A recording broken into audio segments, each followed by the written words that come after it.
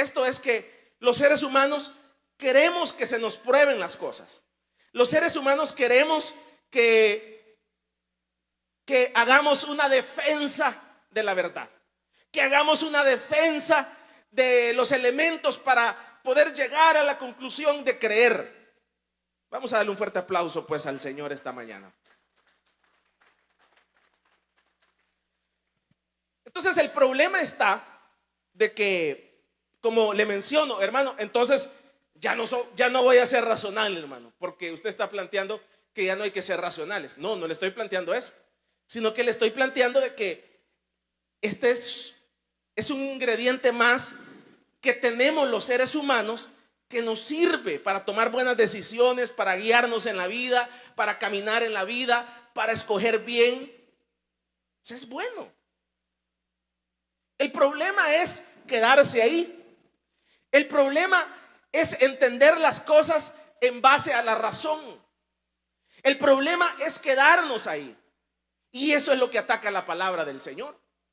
Entonces, por ejemplo, los ateos modernos, que es el tema, son todas aquellas personas que necesitan que se les pruebe,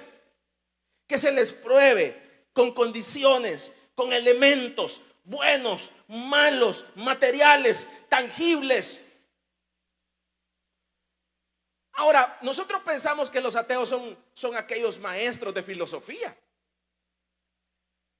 Y decimos, el ateo de la filosofía. El problema es que por lo menos esos están declarados que son ateos, entre comillas. Dicen, no existe Dios. Pero el problema es que los ateos modernos es toda la raza humana. O sea, toda la raza humana está en una condición de ateísmo. Toda la raza humana está en una condición de razón. Toda la raza humana está en una condición de que pruébeme. Está en una condición que yo quiero ver, yo quiero tocar, yo quiero sentir. Todos estamos en esa condición, todos. Entonces el problema es que la humanidad está en una condición de ateísmo. ¿Por qué? Porque la gente quiere ver, la gente quiere tocar, la gente quiere sentir, la gente, como no he visto, entonces no puedo creer. Entonces, los ateos modernos son todas las personas que para creer necesitan tocar, que para creer necesitan ver, que para poder creer necesitan llegar a una conclusión de los elementos buenos y los elementos malos. Entonces el problema es que el evangelio, hermanos, ¿por qué está malo quedarse ahí? Porque el problema es el gran secreto del evangelio, para que usted lo logre entender. El gran secreto del evangelio está ahí, que todos los seres humanos son personas razonables. Todos los seres humanos somos personas tangibles.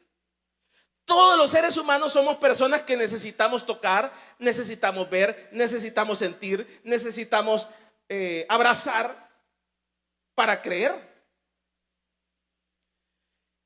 Entonces el secreto del evangelio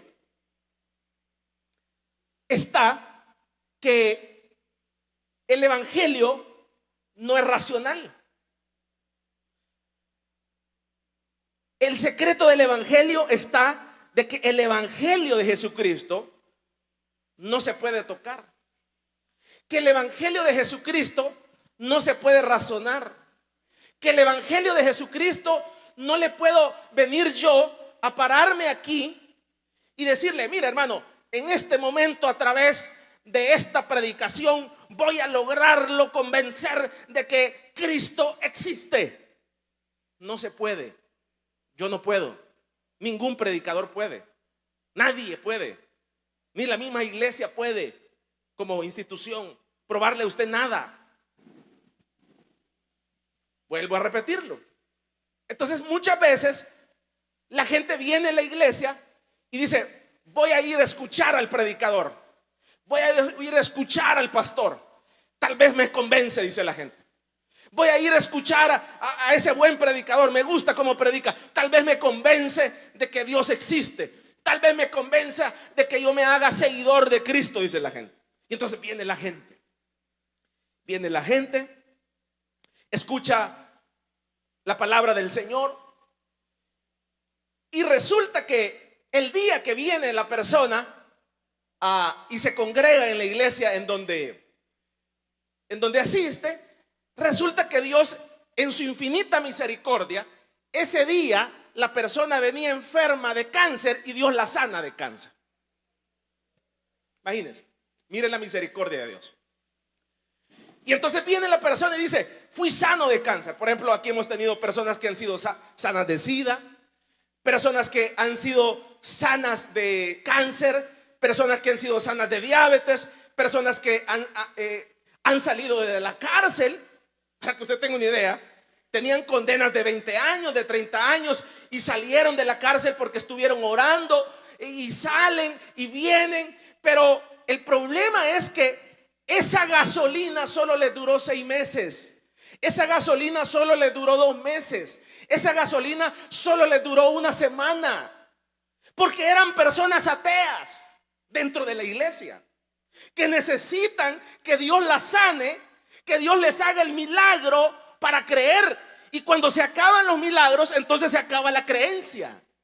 Y entonces por eso es que la persona que fue sana de SIDA regresa a las mismas andadas. La persona que fue sana de diabetes regresa otra vez atrás. La persona que fue sana de una enfermedad incurable, que salió de la cárcel, regresa al pasado porque es un ateo. Y es un ateo porque necesita a Dios estarle haciendo milagros cada vez que viene para creer que Dios existe. Vamos a darle un fuerte aplauso pues al Señor.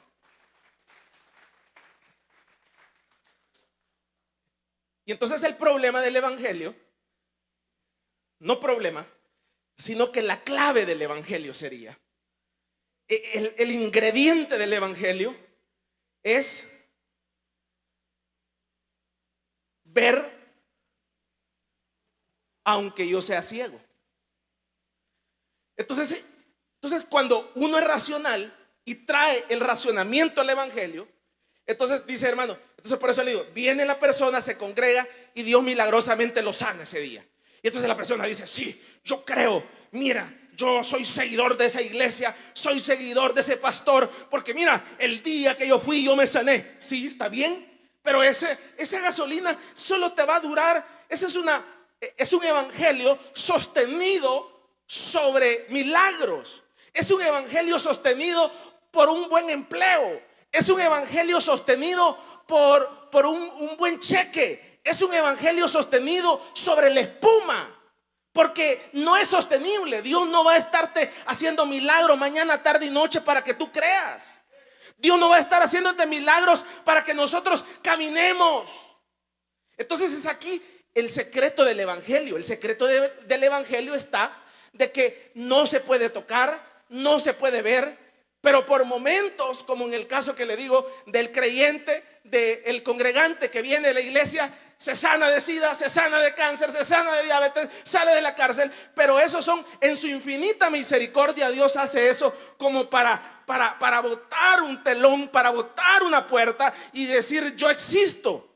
Pero realmente ese no es el camino. Y por eso es que el evangelio de la prosperidad es perverso. Porque es perverso porque se le vende a la persona, se le vende a la humanidad, se le vende a la iglesia que para creer en el Señor tenés que ser próspero. Para creer en el Señor tenés que tener una buena cuenta bancaria. Para creer en el Señor tenés que tener un buen trabajo. Para creer en el Señor tenés que tener una buena empresa. Pero eso no es bíblico. Lo bíblico es que para creer en el Señor tienes que creer sin ver, sin tocar, sin sentir, sin haber hablado con Dios. Y en la Biblia nos da ciertos ejemplos. Por ejemplo, el caso de Noé. Siento como que están dormidos, hermanos. Démosle un aplauso pues al Señor esta mañana. Entonces, en la Biblia nos da ciertos ejemplos. Por ejemplo, el caso de Noé. Y entonces vean, nunca había llovido sobre la faz de la tierra, nunca. Y entonces vienen a Noé y le dice el Señor, le dice, mira, a esta humanidad la voy a desaparecer. Pero el juicio que voy a hacer va a ser un juicio diferente. Y el juicio va a venir sobre la lluvia, va a caer agua, porque antes el agua estaba en la tierra y de esa forma se reproducía. Bueno, entonces viene y le dice, mira, esto va a suceder y para esto va a acontecer, pero no solamente eso, sino que ahora no solamente te estoy dando el plan, sino que además tenés que diseñar un arca. El arca va a ser de estas medidas. El arca va a tener estas medidas y lo vas a hacer de esta madera. No lo podés hacer de madera de pino, sino que tiene que ser de la madera que yo te estoy diciendo.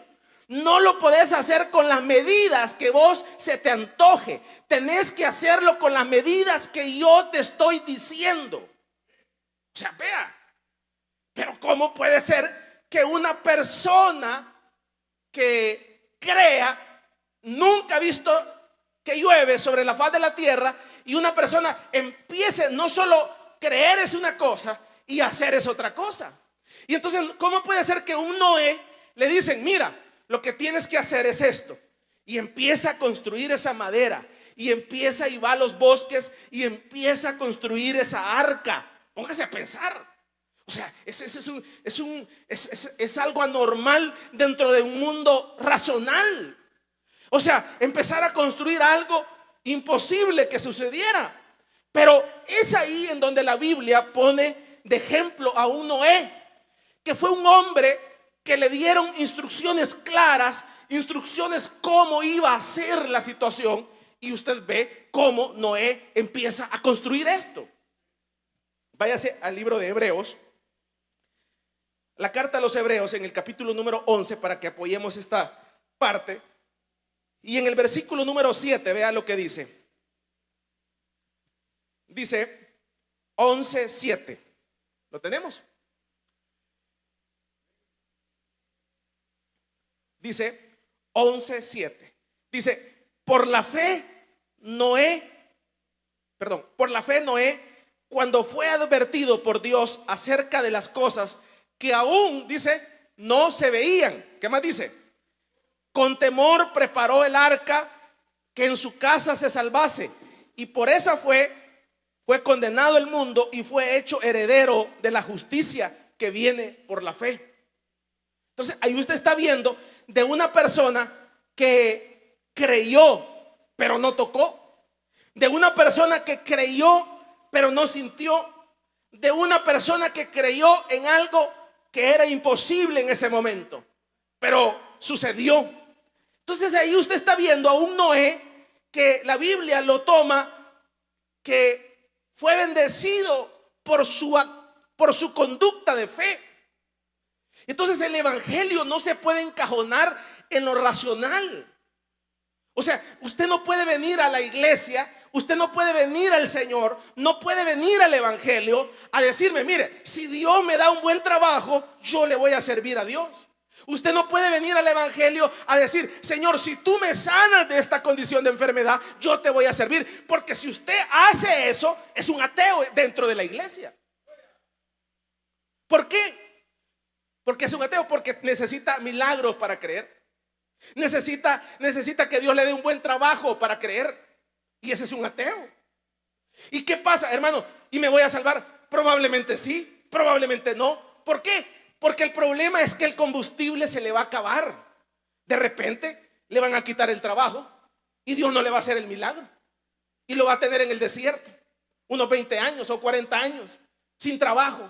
Y usted va a decir, ¿qué pasa? Y Dios no contesta. Pero es ahí en donde uno no puede caminar por lo que toca, no puede caminar por lo que siente, no puede caminar por lo que ve, sino que el evangelio son convicciones. El evangelio es una convicción interna que yo creo esto, es una creencia que Dios existe, me haga el milagro, no me haga el milagro, suceda la situación, no suceda, yo creo que hay un Dios todopoderoso sobre la faz de la tierra.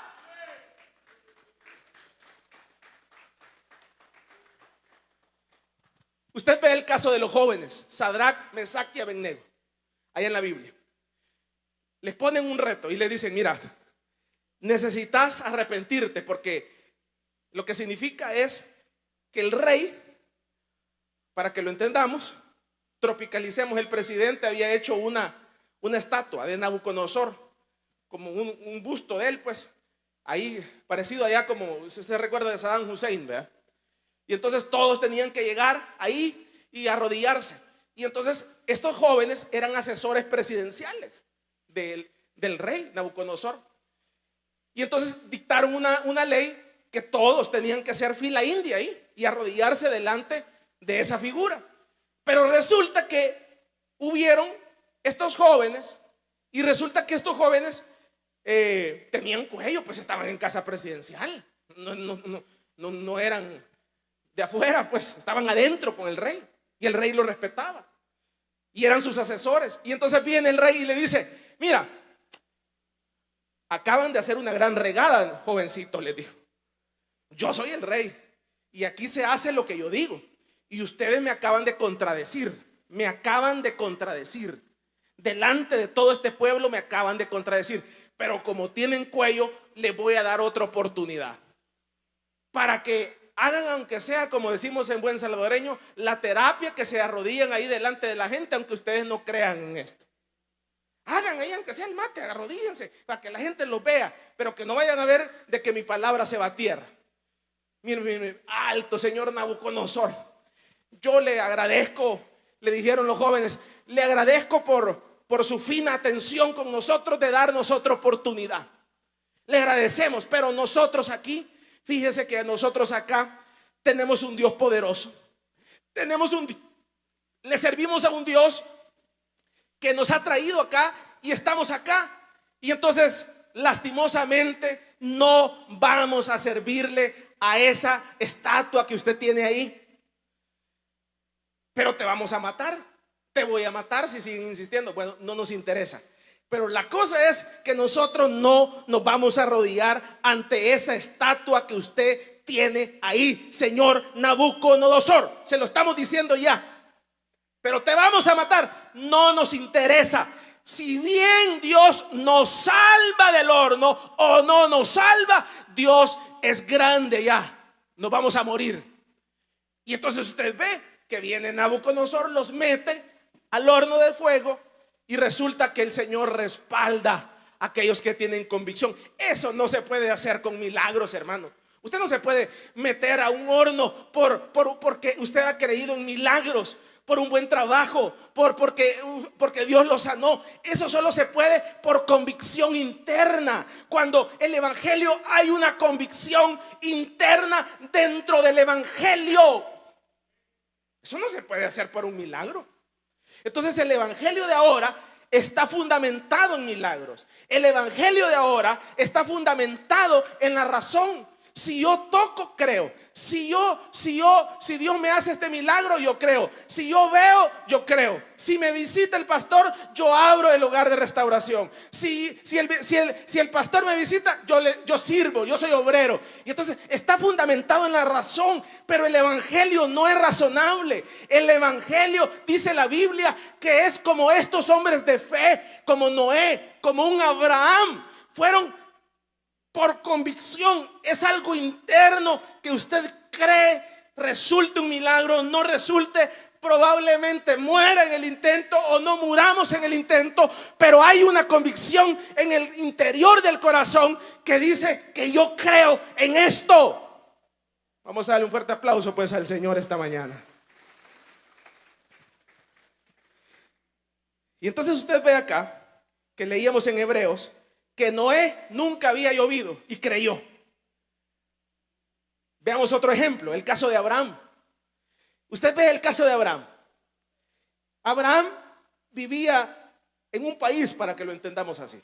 Y viene Dios y le dice: vende la casa, vende los carros, vende todo lo que tenés. Mire todo lo que le pidió Dios: la casa, y tenía varias, vende lo que tenés, vende los carros, y lo haces en Bitcoin, y después que lo hagas en pistillo, en dólares, no te voy a decir dónde vas a ir. Solo tener el pistillo en dinero, yo te voy a decir, yo te voy a ir dirigiendo para dónde vas a ir. Pero necesito que te movas de tu tierra y de tu parentela y de toda tu familia, porque yo te voy a llevar a otra tierra. Y ver ese hombre vender sus cositas, irse de su tierra. Es como que yo le diga a usted: mire, hermano, venda su casa y váyase para, no le voy a decir Estados Unidos, sería muy fácil. Váyase para Irán a instalar una iglesia. ¿Cree usted que lo haría? Así fue el caso de Abraham. Y entonces era algo inconcebible. Pero ¿por qué lo hicieron esos hombres? ¿Por qué lo hicieron esos hombres? Porque esos hombres tenían una convicción interna. Su evangelio no estaba fundamentado en un buen trabajo. Su evangelio no estaba fundamentado porque Dios me sanó. Su evangelio no estaba fundamentado porque Dios me habló al oído y yo escuché la voz de Dios. El evangelio de ellos estaba fundamentado en convicciones internas, que es lo que le hace falta a la iglesia de ahora. La iglesia de ahora viene una pandemia y desaparece porque no tiene convicciones. Y el evangelio es por convicción. Aunque no veamos, tenemos que creer. Aunque no sintamos, tenemos que creer que Dios es rey sobre la faz de la tierra.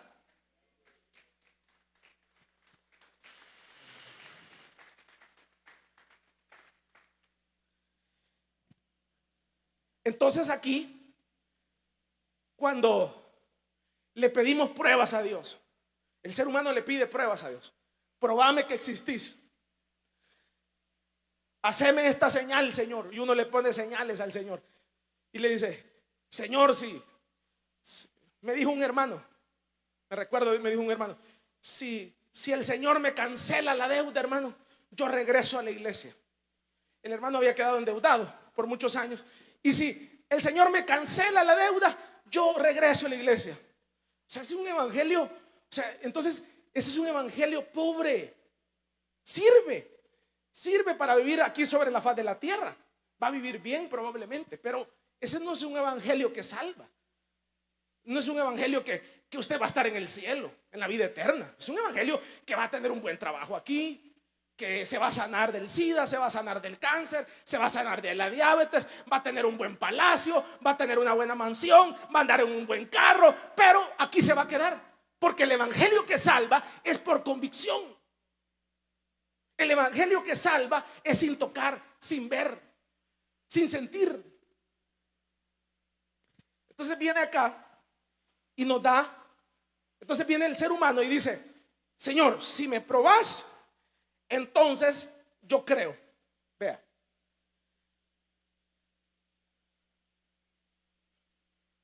váyase al Salmo 53. 53 dice el necio en su corazón: no hay Dios. Dice el necio: no hay Dios. Entonces ya le expliqué que muchas veces nosotros pensamos que los ateos son los maestros nuestros que nos dieron clases de filosofía. No, los ateos son los que están en la iglesia. La gente que no está por convicción en la iglesia. En todas. Pastores.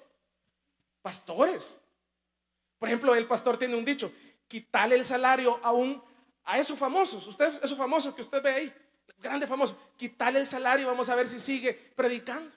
Ahí se nota que todo es fachada, hermano. Es como una alerta, pues, como una idea para ver quién es y quién no es.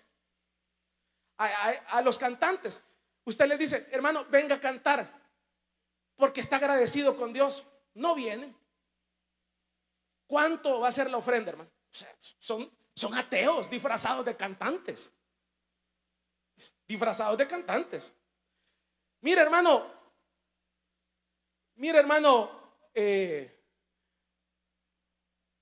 vaya a predicar a tal parte. ¿Cuánto va a ser, hermano, la ofrenda? Ateos disfrazados de predicadores. Y entonces las personas, todo está basado en esto, en tocar, en sentir, en ver. Y el secreto del evangelio está que es por fe, es sin tocar, es sin ver, sin sentir. Y yo le decía el jueves, a mí Dios yo nunca he escuchado la voz de Dios. Si la voz de Dios es grave, si la voz de Dios es ronca, si la voz de Dios es dulce, ¿cómo es la voz de Dios? Nunca lo he visto. Si tiene, por ejemplo, la religión lo pone vestido de blanco. Yo nunca he visto cómo se viste Dios. Entonces, ¿qué le quiero decir? Entonces, uno tiene que entender que si usted mete la ecuación de razón acá, se da con los dientes, se da con la boca. Y casualmente viene Dios y le hace un milagro. Entonces muchas veces los milagros sirven para ateizarnos más. En vez, el propósito del milagro es para que nosotros veamos y digamos, sí, existe Dios. Pero a veces resulta todo lo contrario. Y resulta todo lo contrario porque resulta en que se nos acaba más rápido el combustible. Entonces, vean, y con esto terminamos. Dice, el necio, no hay Dios en su corazón. Entonces venimos nosotros y decimos, Señor, yo necesito un buen trabajo. Ya. Y yo voy a creer si vos me sanás. Yo voy a creer si vos me prosperás. Por eso es que el evangelio de la prosperidad es perverso, perversísimo. Imagínense que hacen vender a las personas sus casas. Le dicen a la persona, mira, si vendes la casa, ya vas a ver, debajo de tu casa. Y usted diría, hermano, ¿y será que alguien lo hace? Sí, yo les he contado de una hermana de aquí de la iglesia, de un hogar de restauración, que ella nunca ha dado sus ofrendas ni sus diezmos acá en la iglesia, nunca lo ha hecho durante 30 años. Y entonces resulta que la hermana escuchó la televisión y mandó $3,000 allá a un país donde se los pidieron. Y diciéndome, hermano, ¿y qué pasó? Fíjese que el milagro no se me hizo. O sea, es que sucede. Pero la gente por las buenas, el Señor le dice, de sus ofrendas, no.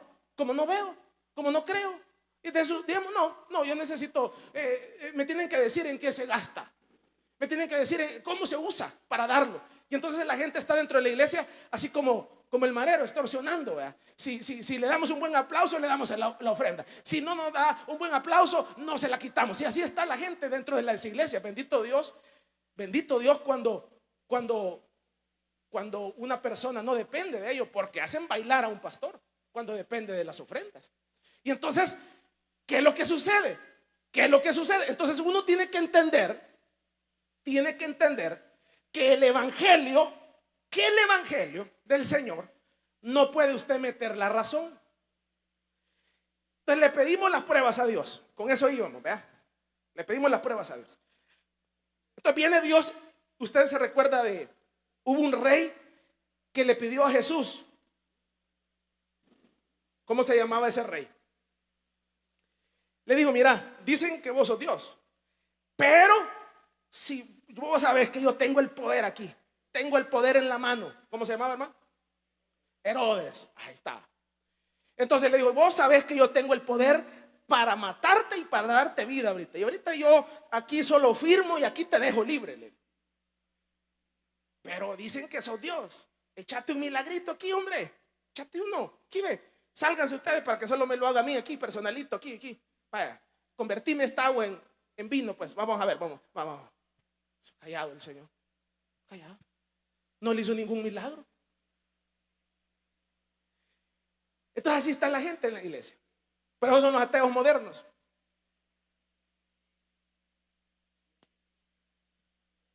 Entonces viene y dice, entonces viene el ser humano. Entonces, como Dios no me da el trabajo, como Dios no me sana, como Dios no hace esto, entonces se levanta un ídolo. El ser humano levanta un ídolo y ahí aparece la idolatría. Entonces aparece el ídolo. ¿Y cuál es el ídolo más grande que hay? Mamón. El dinero.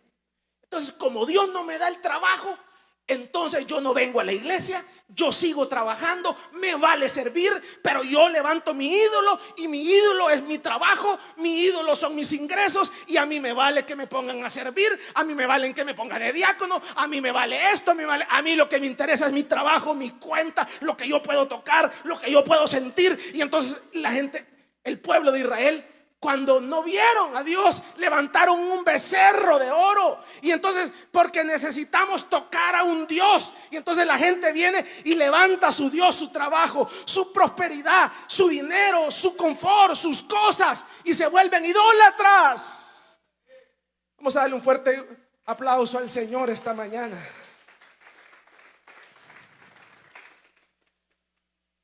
Entonces, el problema es, ve ahí donde aparece la idolatría. Entonces viene la gente y dice: yo creo en lo que puedo tocar, dice la gente dentro de la iglesia. ¿Y qué puedo tocar?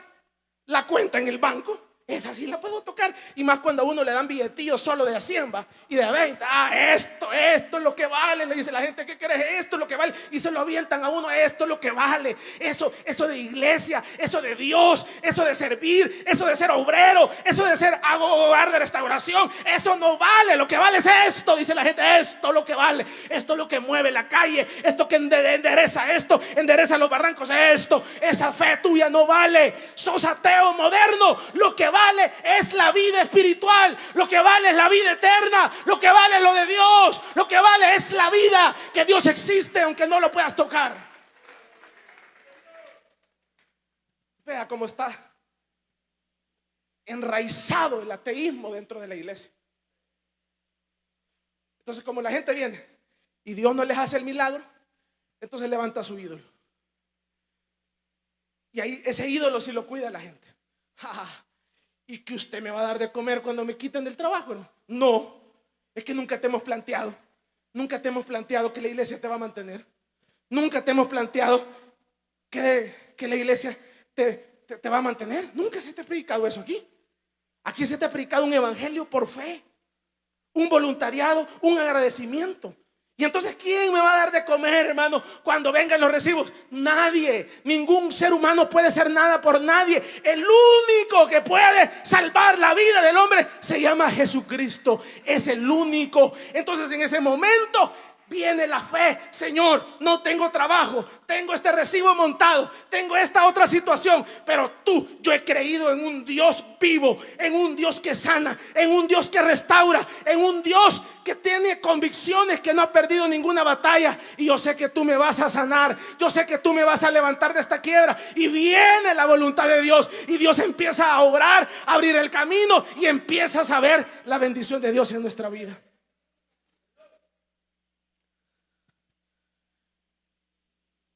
Dice acá que levantaron un ídolo, el becerro de oro, y ahí estaban contentos y recogieron oro.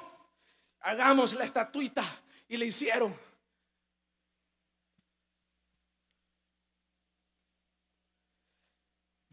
El problema es, váyase a 1 Corintios 2:14, y con esto vamos finalizando. Ahí en 1 Corintios, vea, ¿qué dice?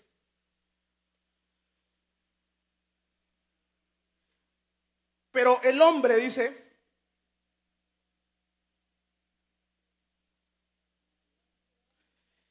el hombre natural no acepta las cosas del Espíritu de Dios, porque para él son necedad y no las puede entender, porque se disciernen espiritualmente. Es que yo no lo puedo convencer que Dios existe. Yo no puedo hacer nada por usted.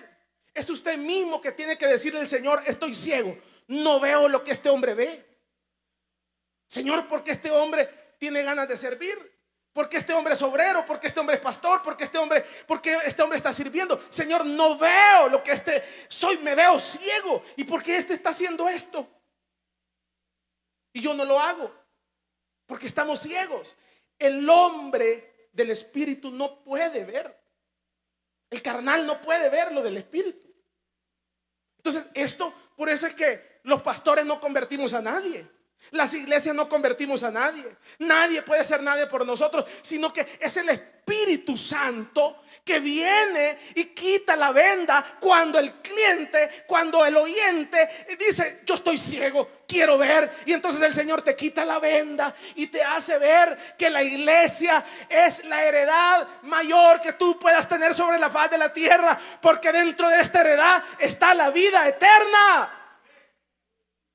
Vea, el Espíritu Santo viene, te quita la venda y te hace ver lo que antes no veías. Si tú metes la razón en esto, si tú metes la razón en esto, te hundes. Te hundiste. Te hundiste, así como te lo digo. Te hundiste. Y el enemigo por ratos nos lleva por ahí. ¿En qué sentido? Nos hace tambalear. Por ejemplo, usted ve que vino una pandemia acá. Y la pandemia era para demostrar nuestras convicciones. No era para alejarnos. Pero usted ve que la iglesia del Señor, las iglesias cerraron y dijeron: nos vemos dentro hasta que se acabe esta pandemia. Hay iglesias que cerraron un año. Hay otras iglesias que ya no volvieron a abrir. Hay otras iglesias que dijeron: no, aquí nos vamos a morir todos. Es que el problema es que las dificultades son para probar nuestras convicciones. No las estamos llamando. ¿Quién llamó la pandemia? Nadie. Pero vienen y esas dificultades resultan para probar nuestro evangelio. Si nuestro evangelio está fundamentado en milagros, si nuestro evangelio está fundamentado en la razón, si nuestro evangelio está fundamentado en lo que yo recibo, si nuestro evangelio está fundamentado en lo que yo soy. Y entonces convirtieron una estatua. Romanos 1:17, y con esto vamos finalizando. En Romanos 1:17, vea acá, dice, ¿cuánto lo tienen, hermanos?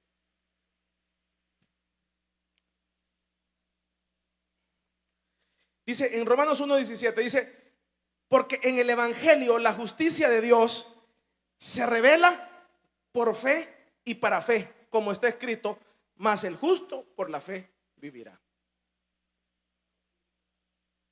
Y ese es el gran choque que hay dentro de la iglesia, entre la razón y la fe. No doy mis ofrendas porque yo no veo. No doy mis diezmos porque yo no puedo. No me tienen que decir en qué lo gastan para darlo. Bueno, siga pensando así. No, entonces hay un choque entre la razón y lo espiritual dentro de la misma iglesia. Pero no solamente eso, sino que el combustible se nos acaba también dentro de las posiciones, y se nos acaba cuando razonamos las cosas. Por ejemplo, hace algunos años se dio la triste noticia de un pastor en Brasil que deja una carta porque se suicida. Imagínense, un pastor se suicida, y se suicida porque dice que en la carta que él deja, pastor evangélico, y dice, se suicida porque los hermanos nunca lo entendieron, porque los hermanos nunca lo valoraron, porque los hermanos nunca, o sea, empieza a dar una serie de situaciones que es lamentable. Probablemente el hermano inició bien, inició en la fe, pero por eso le digo que el enemigo nos va ganando la batalla mental y nos lleva al campo de la dimensión racional. Y cuando uno está en la parte racional, vas a perder, porque entonces vas a decir: ¿para qué vine ahora a la iglesia? ¿Para qué vine ahora a las 8 de la mañana a la iglesia? Y cuando termines de salir de la iglesia vas a decir: ¡qué barbaridad! Perdí 1 hora de mi vida, perdí 2 horas de mi vida, perdí 3 horas de mi vida. Pude haber estado en la playa, pude haber estado con mi novia, pude haber estado con mi esposo, pude haber estado con mi marido, pude haber estado en Estados Unidos, pude haber estado fuera del país. ¡Qué barbaridad! No vuelvo a venir. Y por eso la gente no vuelve a venir, Porque el gran hermano se cae, porque el enemigo lo lleva a lo racional y dice: esto no tiene sentido, no tiene sentido que gaste $5 en venir a la iglesia, no tiene sentido pagar $50 de transporte, no tiene sentido nada de esto, dice la gente, y se cae uno. Pero es ahí en donde uno tiene que rebatir el razón y decir: yo no estoy por la razón, estoy por la fe. He creído en un Dios que dice que va a llover, ahora ya no va a llover, sino que he creído en un Dios que dice que hay salvación, que hay vida después de esto. Yo he creído en ese Dios poderoso, y viene Dios a quitarte la venda y sigues viendo y sigues caminando y te sigue inyectando combustible, y ese combustible sigue avanzando hasta el día que estamos en la patria celestial con el Señor.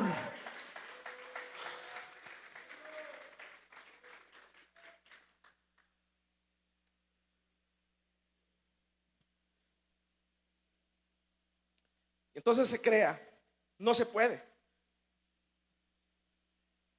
Ningún pastor puede convencerlo, ninguna iglesia lo puede convencer a uno.